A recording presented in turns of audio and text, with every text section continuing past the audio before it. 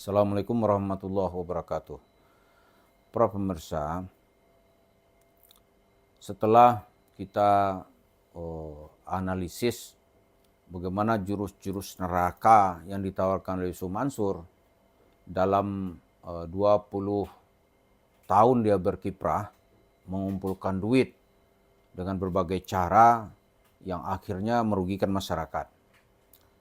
Pertanyaannya, bisa nggak Yusuf Mansur kembali ke jalan yang benar? Atau mungkin nggak dia bisa menghentikan langkah-langkah tipunya yang sudah meraup untung yang sangat banyak. Salah satu wujud untungnya itu yang bisa kita lihat, itu warung steak and shake. Ada lagi dia sedang membangun bisnis di kuburan, itu kan perlu investasi itu. Sekarang mungkin nggak dia bertobat atau berhenti gitu. Kalau kita lihat, sekarang umurnya kan menjelang 50 itu. Orang kalau dari secara psikologi ya, kalau dari kecil sampai umur 40 tahun, dia bisa berhenti, mungkin dia bisa berhenti. Karena itu Nabi bilang, orang kalau berbuat dosa sampai umur 40 tahun, mungkin dia bisa tobat. Tapi kalau terus-terusan, usianya mungkin udah usia menengah dan mau turun gitu. Dia nggak mungkin berhenti. Jadi Yusuf Mansur terus-menerus atau tetap akan di jalannya itu. Yang bisa menghentikannya, yang pertama kita lihat kecerdasan masyarakat. Yang kedua, dia masukkan ke penjara.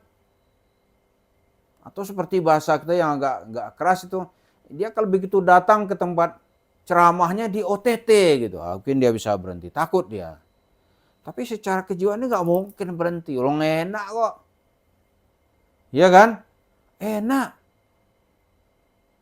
Bagaimana dia bisa berhenti? Nah, karena itu kita lihat tugas kiai-kiai di samping dia itu nanti akan ditanya, kenapa ente nggak ada respon gitu, ya kan? Nggak ada respon, dia biarinnya aja. Ada lagi tuh, kita lihat ini ya, tokoh agama, kita panggil itu kiai atau ustadz, dia mengembar-gemborkan kita ini salafi, pembela sunnah. Kebetulan dia jenggotan juga gitu. Tapi bicara kebatilan, takutnya minta ampun. Bicara kemungkaran, takut dia. Malah kalau bicara Yusuf Mansur, dia lebih baik kabur. Aneh nggak ikutan dah. Ini yang membuat Yusuf Mansur tetap eksis. Nah, kita yang bukan siapa-siapa ini, kan sering dibilang ente siapa, ini apa, ini Romongso. Kita yang memang bukan siapa-siapa kalau kibar ulama nih tampil gitu. Kita juga nggak akan mau lagi cawe-cawe udah. Tapi bukan mereka tuh diam aja. Diam dia. Nah, akhirnya perjuangan masyarakat kemana nanti ini? Paling-paling ya orang-orang di bawah itu meminta kepada, kan ada itu tokoh-tokoh di masyarakat, katakanlah cerita rakyat di daerah Dayak, yang bisa mindahin alat kemaluan seseorang kalau ada orang yang dihina apa gitu. Wah, itu bisa pindah ke jidat. Apa melakukan itu dulu? Pindahan kemaluan Yusuf Mansur ke jidatnya gitu. Nggak bisa dibuka. Disorot televisi. Apa itu baru dia mau berhenti gitu. Tapi ya kalau masyarakat di bawah itu begitu dia dari dirugikan terus menerus, nggak ada perhatian, nggak ada intervensi dari aparat hukum, dia bisa melakukan apa saja, macam-macam nanti itu, ya kan, macam-macam. Kan cerita-cerita rakyat itu kita bilang kalau yang kelas bawah ya, ada cerita namanya santet, santet aja udah. Ada lagi misalnya dia kirim jin. Kayak apa jinnya saya juga nggak tahu, jangan tanya ke saya, itu konfirmasi nggak tahu lah. Ya kan? Kita santet aja udah gitu. Lalu ada orang-orang itu tuh yang sudah kesal sama Yusuf Mansur ini, itu udah nungguin dia menjelang subuh di masjid dekat rumahnya. Saya bilang kenapa nggak datangnya ke rumahnya? Waduh, rumahnya berlapis pengawalannya, ada polisi, ada preman, di balik pagarnya itu ada tentara. Aduh, ngeri nih kelakuan gitu. Jadi ente tungguin masjid dong. Dia nggak pernah datang ke masjid gitu. Masa? Iya nggak datang dia. Sampai 5 hari itu tim itu nungguin, nggak ada dia ke masjid. Mungkin dia tahu kali ya.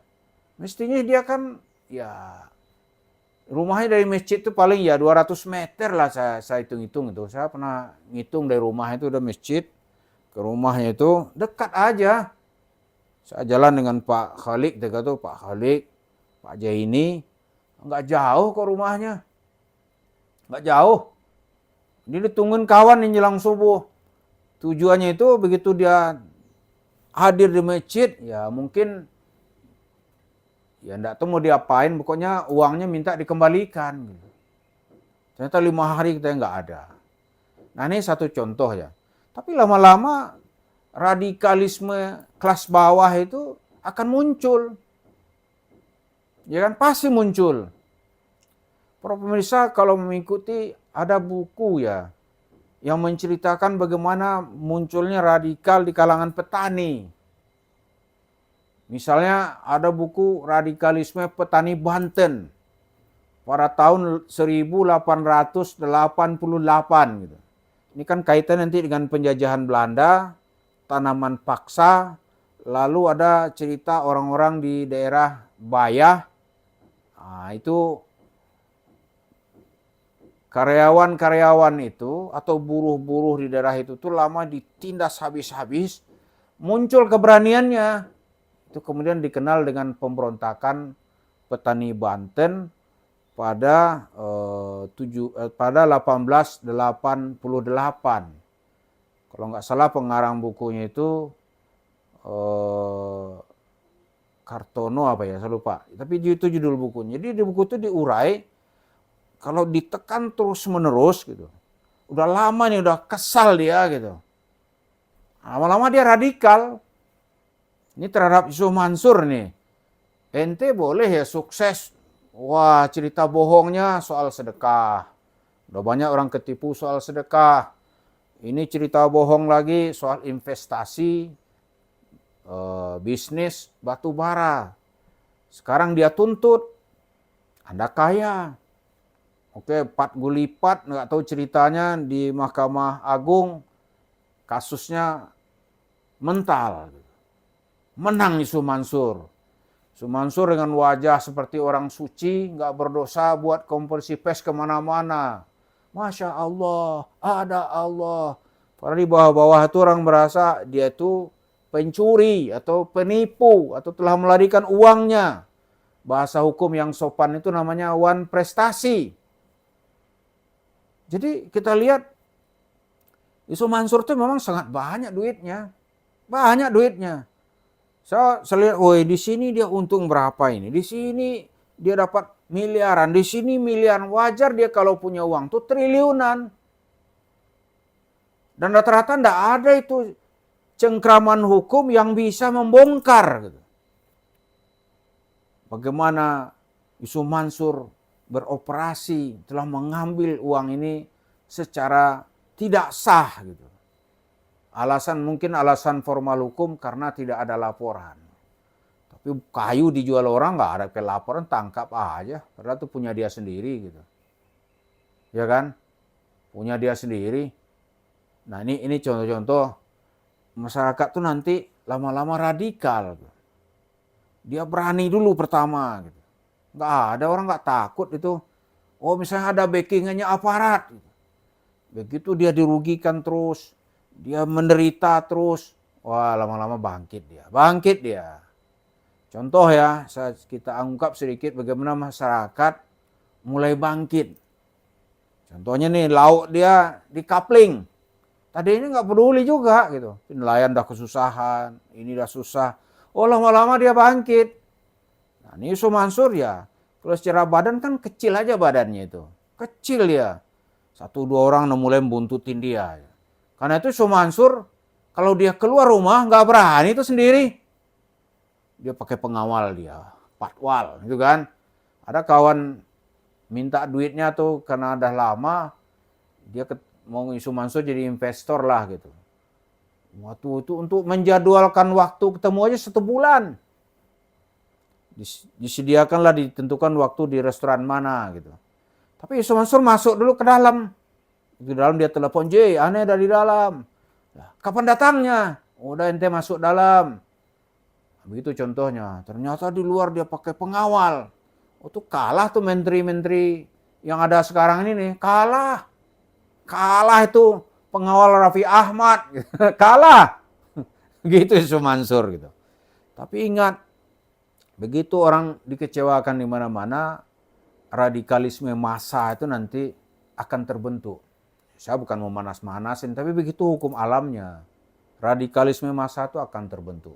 Sekarang mereka melalui jalur-jalur yang benar, itu melapor ke polisi, mendaftar ke pengadilan, pengadilan lalu disidang, lalu pengadilan memutus dia menang, adalah naik banding, mungkin dia menang lagi, naik kasasi ke MA, tiba-tiba dia kalah, oh dia kesal itu, pasti ada permainan, begitu masyarakat meyakini di bawah. Jadi sekali lagi kita lihat apa yang dilakukan Yusuf Mansur. Yang pertama, Yusuf Mansur akan tetap pada garis tipu-tipu dan garis bohong-bohong, pasti itu. Yang kedua, masyarakat juga akan menuntut terus sampai kalau tidak ada salurannya, radikalisme massa itu akan terjadi. Sebelum itu terjadi yang merugikan berbagai pihak, kita minta pihak-pihak yang merasa bertanggung jawab karena dibayar oleh negara untuk membela rakyat, tolonglah rakyat ini dibela. Supaya Yusuf Mansur tidak menjadi tiran, tidak menjadi Fir'aun di tengah-tengah masa yang miskin ini. Terima kasih. Assalamualaikum warahmatullahi wabarakatuh.